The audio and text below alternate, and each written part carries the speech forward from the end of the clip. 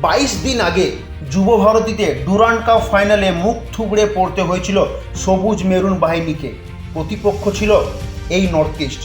Durand কাপের ফাইনালে হারের বদলা নিতে মরিয়া চেষ্টায় ছিল মোহনবাগান শিবির। 23শে সেপ্টেম্বর অর্থাৎ সোমবার আইএসএলের হাই ভোল্টেজ ম্যাচে নর্থ ইস্ট ইউনাইটেডকে 3-2 গোলে উড়িয়ে ডুরান্ড কাপের পরাজয়ের বদলা নিল কামিন্সের দল।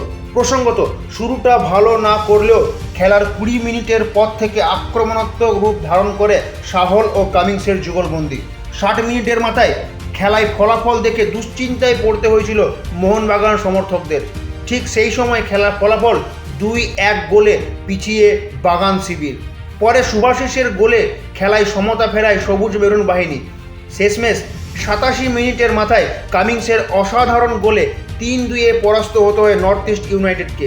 তবে এটা বলা যেতেই পারে 22 দিনের মাথায় ডুরান্ড কাপে নর্থ ইস্টের কাছে হেরে যাওয়ার বদলা নিল সবুজ মেরুন বাহিনী। তবে মোহনবাগানের এই জয়ের আসল পথযাত্রী হিসাবে বেছে নেওয়া হয়েছে চম্পাহাটির 21 বছর বয়সী ডিফেন্ডার দিব্যেন্দু বিশ্বাসকে।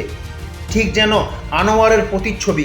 গত মরশুমে আনোয়ারের মাঝ মাঠে উঠে গিয়ে বহু গোল করেছিলেন, আর ঠিক সেই পথেই হাঁটতে দেখা গেল সবুজ মেরুন বাহিনীর তরুণ ডিফেন্ডার দিব্যেন্দু বিশ্বাসকে।